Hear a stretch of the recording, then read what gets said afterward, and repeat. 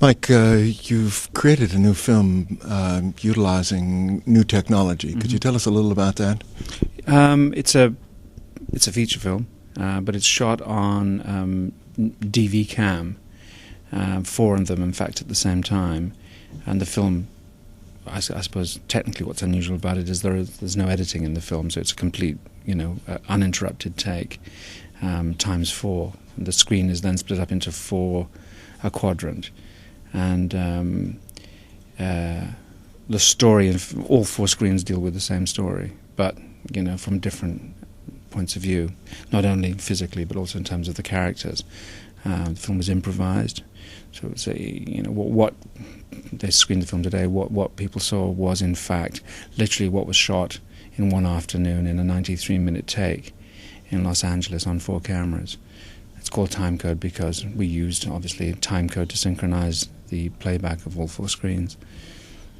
And at some point, the film itself converges into a single story or a storyline that it sort of implodes in the sense that initially what you see looks like chaos. You have no idea how these 4 cameras relate to each other, but very, very quickly, in fact, what happens is an earthquake about 15 minutes into the film, and the earthquake occurs simultaneously on all 4 screens, and you realize that you're looking at something in real time.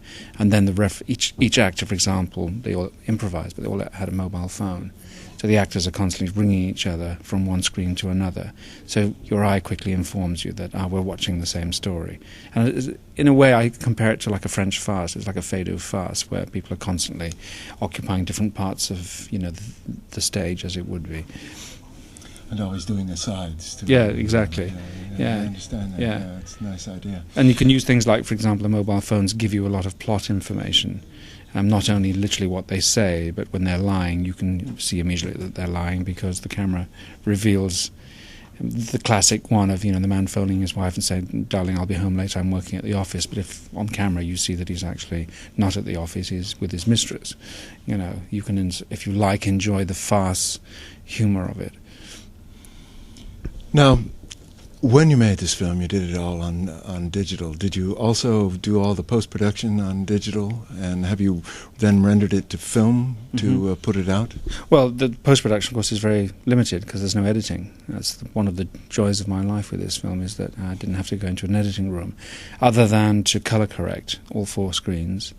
The most complex thing in post was, in fact, the sound edit, which was done in a fairly conventional way. In fact, that was the slowest part of the process. And when I did the DVD release, we're releasing 2 versions of the film on DVD, and the second version I just mixed using Pro Tools, treating as if, in fact, it was a piece of music, and found that to be much quicker and much more efficient. So there have been a lot of revelations in the process of making the film about how one can speed up the creative process. In fact, retain the creative process, whereas in fact most filmmaking, you have to hang on to a memory of a creative idea. By the time you actually get to do it, it really is like watching paint dry. Yeah, and you render it through so many layers that it eventually becomes sort of an afterthought. It is, yeah. And the best you can hope for, normally, I've found in filmmaking, is that maybe in 5 or 6 years' time, you unexpectedly see the film on cable at 4 o'clock in the morning and are pleasantly surprised by some elements of it. But it takes that long to forget the process, So you don't have that wonderful thing that you have in theatre and music, which is the instant spontaneity of the moment. And with the new digital technology, you clearly do have that. You can turn on a dime. And it's not expensive. That's the other thing. I mean, you're not. I mean, I've just shot a video, for example. A very nice singer, David Gray. I shot it in San Francisco, and I shot it on 16 and on DVD. And I found constantly, every time I shot on 16, one of the producers came and say, "Well, how are we doing on film stock? Because I need to know, because budget-wise and so on." Whereas 10 tapes in on DVD, no one's blinked an eyelid. Now, in America, there is kind of a movement to producing feature films, or at least kind of underground feature films on digital video. Do you see this becoming part of the industry standard at some point? Well, the industry standard, it's quite interesting. Say 15 years ago, the phrase industry standard would almost induce fear in a filmmaker, because there was the feeling that, rather like God, it could turn around and say not good enough, and you could be punished or banished from somehow releasing your film. Certainly when it came to television, there were always the people, the controllers who would say it's not good enough quality to go out in the air. And I don't know what that means. I mean, for example, if anybody shoots a sort of crummy video of a natural disaster, it gets screened 1 million times on some awful show about, the world's worst disasters. Nobody seems to worry about quality then. And what I like now is that beast has sort of been put back into its cage by the sheer weight of enthusiasm and of material that's been generated now. So it's almost like the cart is no longer pulling the horse. I believe the horse is now where it belongs, back at the front of the group. Well, during this last year, a couple of real popular films, I think of Wim Wenders' Buena Vista Social Club was also shot on a combination, yeah. But mostly on Well, actually on the high def, I think the Digi Beta, and on DV. Actually, in the film, I preferred the DV stuff myself. It had a sort of richness to it and a kind of originality, and whether it was sort of lighting or something, but the concert footage I found a little bit video-ish, actually, funnily enough.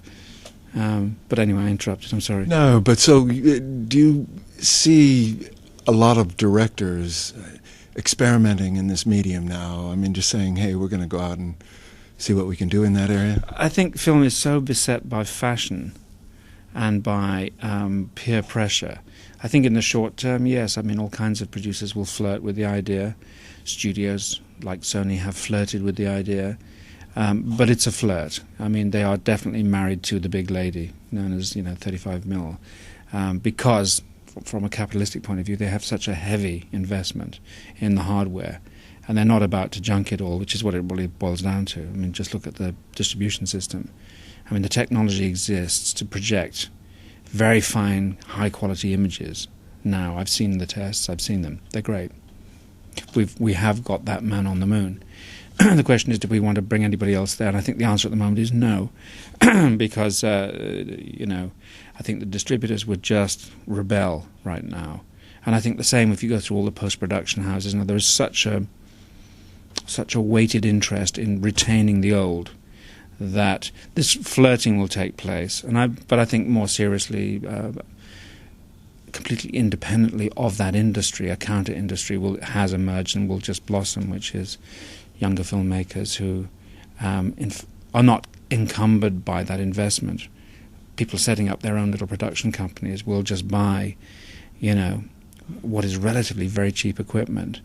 I mean, I did my sums the other day, and I to students and said, well, I think for under £10,000 investment in software and hardware, you could make a feature film. You could own all of the equipment that you would need to make a perfectly watchable and very good quality film. That's pretty staggering, really. We did an interview this morning with the vice president of Disney Films, and they've made a substantial commitment to also DV, and they've set up, as you were talking about, distribution is a problem. Either rendering it to film and then showing it in the traditional manner, or in their case, they've now set up 35 film projectors. But my understanding is that a DV projector is much more expensive than a film projector and will make it difficult to put it on the commercial circuit. Without being too red, I think that's complete and utter crap. And we know, looking at, just the prices and availability of cameras and the quality, that just in the space of a couple of years, how the quality has rocketed up, the price has rocketed down. The problem is not the cost of a digital projector, it's the cost of what you would have to throw away, i.e. your 35mm projector. I mean, in some of the, for example, the West End of London, some of the really big screenings, cinemas, you're talking about equipment that's been there since the 50s, which works because, it is what it is. I mean, you can upgrade parts of it and increase the luminous output and, the sound systems that will give you wonderful kind of, sound reproduction. The basic mechanical beast hasn't changed. And there is this huge resistance to this. I mean, my understanding is, and I've done bits of research, is that really for a smaller screening room, £40,000 will get you a pretty good projector. I've seen some appalling 35mm projectors, and I've seen some appalling prints. The problem is, if you take a first-generation print on its opening day, the quality is superb. By the time it's been through the gate 100 times, it's not superb. It's actually quite appalling. It's scratched. The build-up of dust on the reel changes is appalling. The illusion of watching magic is pretty much diminished. The whole point about digital projection is that it's always the same. It doesn't diminish. It doesn't wear out in that sense. Therefore, I go back to my original statement. There is a resistance. It's not an economic problem. You look at a blockbuster. If it fills its cinema for a couple of weeks, it's basically made the price of the projector back. We're talking about companies that have colossal profit, Mike, thank you very much for being with us today. Pleasure.